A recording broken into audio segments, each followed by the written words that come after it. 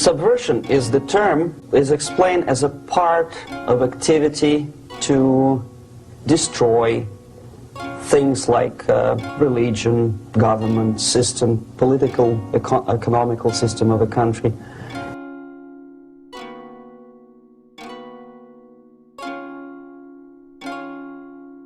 Subversion in Soviet terminology means always a destructive, aggressive activity aimed to destroy the country, nation, or geographical area of your enemy.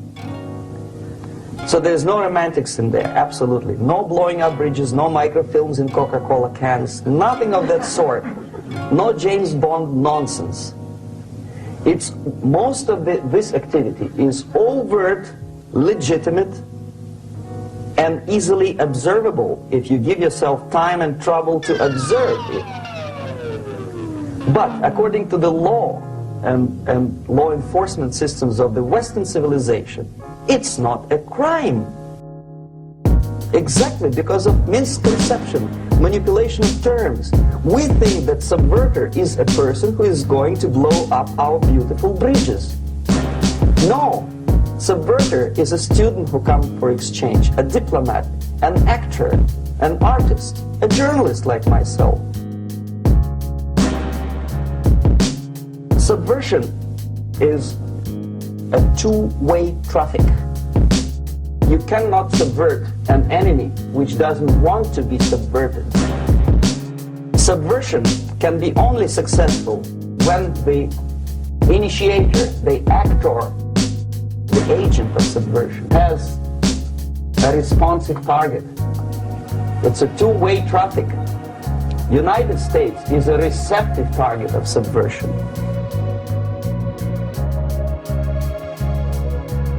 The theory of subversion goes all the way back 2,500 years ago. The first human being who formulated the tactics of subversion was a Chinese philosopher by the name of Sun Tzu in ancient China. And he said, to implement state policy in a warlike manner, it's the most counterproductive, barbaric, and inefficient to fight on a battlefield. You know, the war is continuation of state policy, right? So if you want successfully to implement your state policy, and you start fighting, this is the most idiotic way to do it. The highest art of warfare is not to fight at all, but to subvert anything of value in the country of your enemy. Until such time that the perception of reality of your enemy is screwed up to such an extent that he does not perceive you as an enemy, and that your system, your civilization, and your ambitions look to your enemy as an alternative, if not desirable, then at least visible. That's the ultimate purpose, the final stage of subversion, after which you can simply take your enemy without a single shot being fired. The first stage of subversion is the process which is called basically demoralization. It says for itself what it is. It takes from, say, 15 to 20 years to demoralize a society. Why 15 or 20 years? This is the time sufficient to educate one generation. One generation. One lifetime span of a person, a human being, which is dedicated to study, to shaping up the outlook, ideology, personality. No more, no less. Usually it takes from 15 to 20 years. No more, no less. Religion, educational system, social life, administration, law enforcement system, military, of course, and labor and employer relations, economy, okay? 5 areas. You see, the tactic of subversion is similar to the martial art, the Japanese martial art. That if an enemy is bigger, and it would be very painful to resist his direct strike. If a heavier person wants to strike me in the face, it would be very naive and counterproductive to stop his blow. The Japanese judo art tells us what to do. First to avoid the strike, then to grab the fist and continue his movement in the direction where it was before, right? Until the enemy crashes in the wall.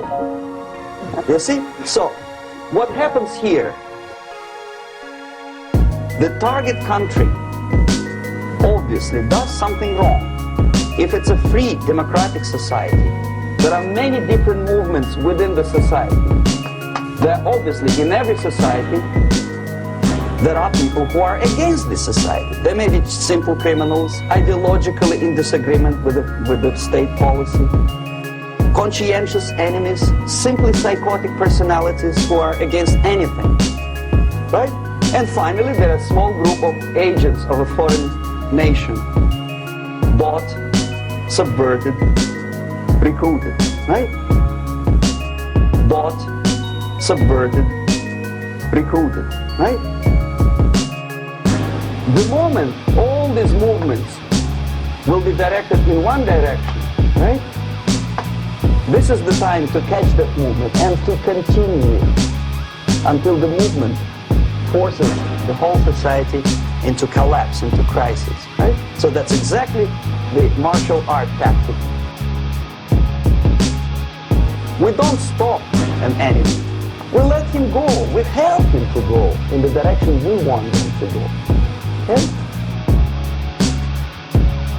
So, on the stage of demoralization, obviously there are tendencies in each society, in each country, which are going to opposite direction from the basic moral values and principles. To take advantage of these movements, to capitalize on them, is the main purpose of the originator of subversion.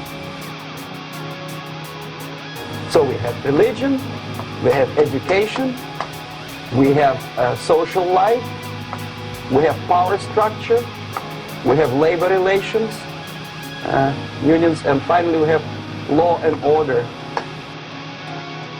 Okay? These are the areas of application of subversion. What it means exactly?